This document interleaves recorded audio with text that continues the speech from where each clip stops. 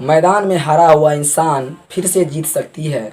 मैदान में हारा हुआ इंसान फिर से जीत सकती है, पर मन से हारा हुआ इंसान कभी नहीं जीत सकती है। पर मन से हारा हुआ इंसान कभी नहीं जीत सकती है। शुरुआत करने के लिए महान होने की ज़रूरत नहीं है। शुरुआत करने के लिए महान होने की ज़रूरत नहीं है, पर महान बनने के लिए शुरुआत करनी पड़ती है। इसलिए उठो, जागो और जोश के साथ इस नए दिन की शुरुआत करो। हेलो दोस्तों, स्वागत है आप सभी का आपके अपने यूट्यूब चैनल और फेसबुक पेज शारदा एजुकेशन पर। दोस्तों, मैं हूं जितेंद्र यादव। आज हम आपसे बात करने आए हैं कि आखिर हमें क्यों पढ़ना है। जी हाँ दोस्तों, आज हम आपसे कुछ टॉपिक पर बात करेंगे। जैसा कि आप बोर्ड पर देख रहे हैं, हमारा टॉपिक है आखिर हम क्यों पढ़ें, कितना पढ़ें, कब पढ़ें, कैसे पढ़ें, क्या पढ़ना जरूरी है, विद्यार्थियों के लिए संदेश। जी हाँ दोस्तों, आपने सही सुना। हमारा टॉपिक आज का है आखिर क्यों पढ़ें, हमें क्यों पढ़ना जरूरी है। दूसरा टॉपिक है कितना पढ़ें। तीसरा टॉपिक है कब पढ़ें। चौथा टॉपिक है कैसे पढ़ें। और पांचवा टॉपिक है क्या पढ़ना जरूरी है। ये सभी बातें हम आपको इस वीडियो में बताएंगे, तो आप इस वीडियो को शुरू से लेकर अंत तक देखिएगा। अगर आपको पसंद आए तो आप इसे लाइक कीजिएगा, अपने सुझाव हमें कमेंट बॉक्स में ज़रूर दीजिएगा। और अगर हमारा ये वीडियो आपको पसंद आए तो आप प्लीज़ अपने दोस्तों के पास इसे शेयर जरूर कर दीजिएगा। और हाँ, अगर आप अभी तक इस चैनल को सब्सक्राइब नहीं किए हैं तो आप चैनल को कर लेंगे सब्सक्राइब और बेल आइकन को भी प्रेस कर लेंगे, ताकि हमारे सभी वीडियो का नोटिफिकेशन सबसे पहले आप तक पहुंचते रहे। तो दोस्तों, बिना किसी देरी किए आज जो हम इस टॉपिक पर बात करने आए हैं, तो सबसे पहले हमारा टॉपिक है क्यों पढ़ें, आखिर क्यों पढ़ें। दोस्तों, जैसा कि आप सभी जानते हैं, हमारे दैनिक जीवन में हमारा जीवन सार्थक तभी बन सकता है जब हम शिक्षा ग्रहण करें। क्योंकि शिक्षा के बिना जो है एक मानव पशु के समान व्यवहार करता है। शिक्षा के बिना एक मानव एक तरह से पशु के अनुरूप अपना जीवन व्यतीत करते हैं। साथ ही शिक्षा के अभाव में मानव सही निर्णय नहीं ले पाते हैं, सही फैसला नहीं ले पाते हैं, और वो कोई भी काम को जो है अच्छी तरीके से नहीं कर सकते हैं और नहीं कर पाते हैं। अपना जीवन, परिवार, सब जगह उसको दुख ही दुख मिलता है, सब जगह उसको हैरान ही हैरान महसूस होती है। तो ये सभी बातें आप कैसे जानेंगे, आपको कैसे पता चलेगा कि आप कैसे इस जीवन को जिए। शिक्षा सबसे पहले हमें ये सिखाती है कि आखिर हमें जीवन में कैसे सक्सेस बनना है, साथ ही हम अपने जीवन को किस तरीके से जिए। तो शिक्षा हमें ग्रहण करना सबसे पहला हमारा कर्तव्य बनता है कि हम शिक्षा ग्रहण करें। तो पहला टॉपिक क्लियर होता है आखिर क्यों पढ़ें। तो पढ़ना हमारे लिए जिस तरह से रोटी, कपड़ा और मकान इंसान के लिए ज़रूरी है, उसी में एक आता है शिक्षा ग्रहण करना भी हमारे दैनिक जीवन के लिए अति आवश्यक है। तो पहला टॉपिक हमारा क्लियर होता है कि शिक्षा के बिना मनुष्य जानवर के समान होते हैं, अतः हमें शिक्षा अवश्य ग्रहण करनी चाहिए। दूसरा टॉपिक है कितना पढ़ें। जी हाँ दोस्तों, ये भी बहुत स्टूडेंट को मन में कन्फ्यूजन रहता है कि आखिर हम कितना पढ़ें। तो इस बात के लिए हम आपसे विशेष रूप से चर्चा करते हैं कि आखिर हमें कितना पढ़ना चाहिए। सीमा नहीं है, इसमें हम आपको क्या बताएंगे, कितना पढ़ें। कितना पढ़े कहने का मतलब ये है कि आप कितना घंटा अपने घर पे तैयारी करें, आप कितना घंटे जो है पढ़ सकते हैं, इस चीज़ पर हम आपसे बात करेंगे। दूसरा टॉपिक है हमारा कितना पढ़ें, हमें कितने घंटे पढ़ना चाहिए। जैसा कि आप सभी जानते हैं, एक दिन 24 आवर का होता है, मीन्स 24 घंटे का एक दिन होता है। तो 24 घंटे में हमें कितना पढ़ना चाहिए, जिससे कि हमारा सिलेबस भी ख़त्म हो जाए और हमारा पढ़ाई भी अच्छा से हो जाए। तो दोस्तों, सबसे पहले आप ज़्यादा आपको हम नहीं बताएंगे पढ़ने के लिए, सिर्फ आप रात को जो है शाम, कहने का मतलब शाम 6 बजे से लेकर के 9 बजे तक आप पढ़िए, यानी 3 घंटा आप रात को पढ़िए। उसके बाद सुबह में आप कोचिंग जाते हैं, विद्यालय जाते हैं, कहीं भी जाते हैं, तो सुबह हम सुबह का पढ़ाई आपको करने के लिए नहीं बोलते हैं। आप कोचिंग से आइए, विद्यालय से आइए, कम से कम आपको 3 घंटा रेगुलरिटी के साथ प्रत्येक दिन 6 बजे से लेकर के 9 बजे रात तक पढ़ना है। साथ ही 9 बजे आप खाना खा करके 9:30 पौने 10 तक जो है आप सो जाइए। जैसे कि आप 9:30 बजे रात को सो जाते हैं तो आप 4 बजे जो है मॉर्निंग टाइम में प्रातःकाल जो है 4 बजे आप जग जाइए। 4 बजे जगने के बाद आप मुंह हाथ धोने के बाद फ्रेश हो जाइए और उसके बाद फिर पढ़ने के लिए बैठ जाइए। जो चीज़ आप रात में पढ़े थे उसी चीज़ को जो है आप एक बार सुबह प्रातःकाल जो है 4 बजे से लेकर के 5:30 6 तक आप उसे पढ़ लें। यानी दोस्तों 2 घंटा आप प्रातःकाल यानी मॉर्निंग टाइम में पढ़े और 3 घंटा आप जो है रात में 6 बजे से लेकर के 9 बजे तक पढ़िए। इस तरह से आपको जो है स्वाध्याय 3 और 2 5 घंटा हो जाती है।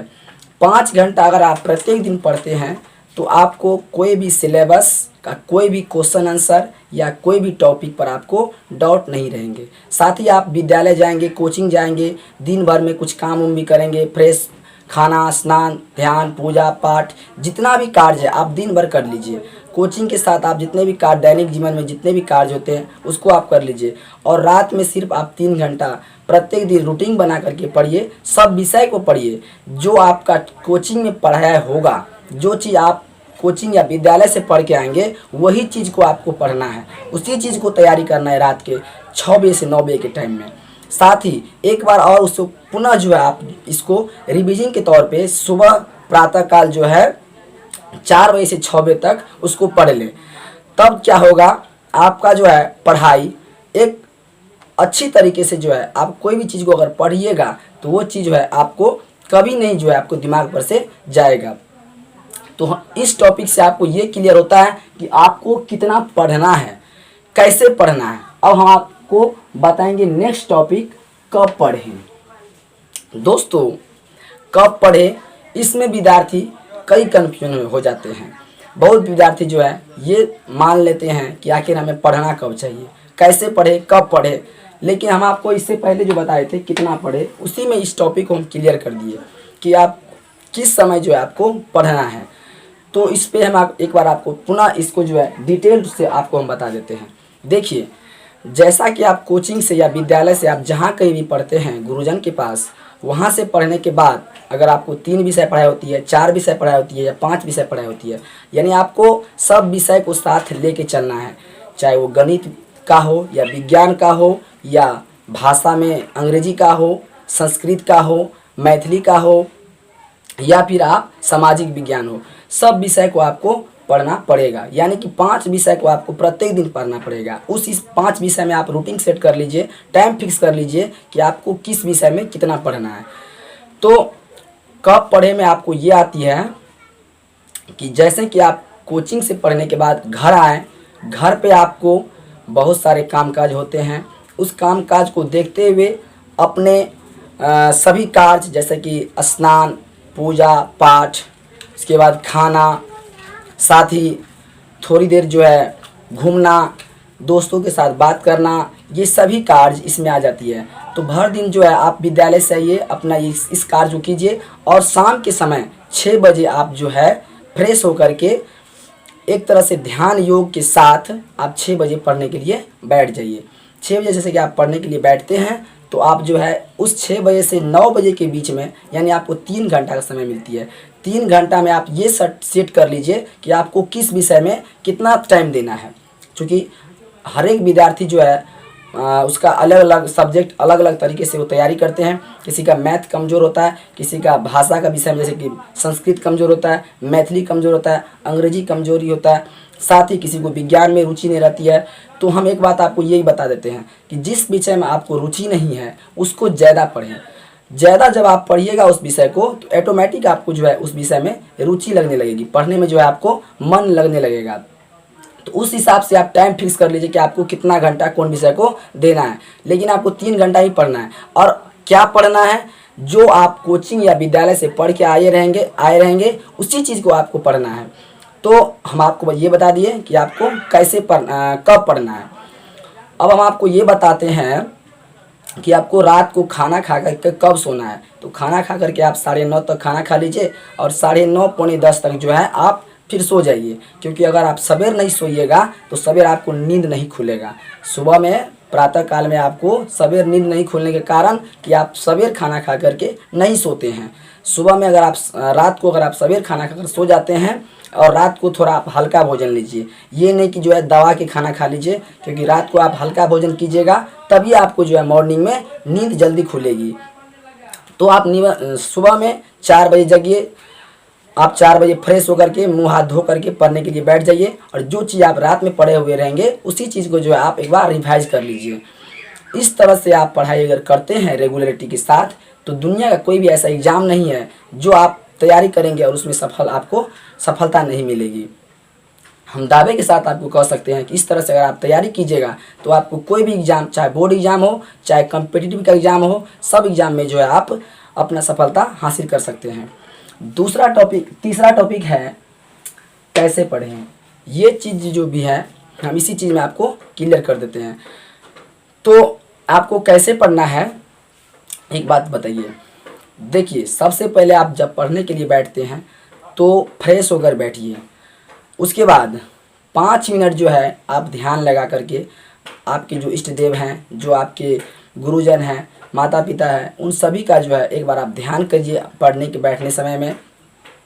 और उसके बाद जैसे ही आप 5 मिनट का ध्यान करते हैं फिर आप पढ़ने के लिए शुरू कीजिए और बोल करके पढ़िए। जितना आप बोल करके पढ़ेंगे ना उतना जो है आपको कोई भी विषय के बारे में समझ में आएगा। किसी भी टॉपिक के बारे में अगर आप बोल के पढ़ते हैं तो आपका जो है उस विषय पर ज़्यादा पकड़ होती है, क्योंकि बोलने से जो है आपकी तंदुरुनी शक्ति, मानसिक शक्ति जो है एक तरह से सुचारू रूप से चलती है और आपको कोई भी चीज़ जो है अच्छी तरीके से समझ में आ जाता है। इसीलिए आपको जितना हो सके बोल के पढ़ें। तो आपको इस तरह से तीसरा टॉपिक यानी कि आपका पहला, दूसरा, तीसरा, चौथा टॉपिक भी क्लियर हो गया। अब हम आपको बताएं क्या पढ़ना है। पढ़ना ज़रूरी है दोस्तों, हमें पढ़ना बहुत ज़रूरी है, क्योंकि जिस तरह से मनुष्य को सबसे पहला मनुष्य के लिए रोटी, कपड़ा और मकान की आवश्यक ज़रूरी होती है। रोटी, कपड़ा और मकान, उसके बाद अगर कुछ है तो वो है शिक्षा ग्रहण करना। आखिर रोटी, कपड़ा और मकान के बाद हमें शिक्षा भी ग्रहण करना उतना ही ज़रूरी है जितना कि आपको रोटी, कपड़ा और मकान चाहिए। तो इसके बाद आता है शिक्षा, क्योंकि शिक्षा के बिना मानव पशु के समान व्यवहार करते हैं। अगर किसी के पास शिक्षा नहीं है तो वे जो है कोई भी काम को करने से पहले सबसे पहले उसको उस काम में सफलता नहीं मिलेगी। अगर काम करेंगे भी तो वो सही ढंग से नहीं करेंगे, उसके बाद उससे अधिकतर खराब काम होंगे। साथ ही वो समाज, देश, परिवार, उन सभी चीज़ों के बारे में नहीं सोचेंगे। तो सबसे पहले शिक्षा हमें ये सिखाती है कि हमें जीवन कैसे जीना है। आखिर जीवन कैसे जिए, इसको सार्थक रूप से कैसे जीवन को जिया जाए, ये हमें शिक्षा ग्रहण करने के बाद ही पता चलेगा। अतः हमें शिक्षा ग्रहण करना अति आवश्यक है। हमें प्रत्येक दिन कुछ न कुछ नया सीखना चाहिए, कुछ न कुछ हमें नया करने की जिज्ञासा मन में आनी चाहिए। और ये सभी बातें हमें एक गुरुजन बताएंगे, गुरु बताएंगे, और गुरु के पास हम जब जाएंगे तभी इस सभी चीज़ों के बारे में हमें पता चलेगा। तो शिक्षा हमें अंधकारमय जीवन से प्रकाशमय की ओर अग्रसर करती है। शिक्षा हमें ये बताती है कि हमें एक सही रास्ता, सही फैसला कैसे लेना है। तो इस तरह से दोस्तों ये टॉपिक भी मेरा क्लियर होता है। क्या पढ़ना ज़रूरी है? जी हाँ मेरे दोस्तों, पढ़ना हमारे लिए बहुत ज़रूरी है, पढ़ना अति आवश्यक है। जी हाँ।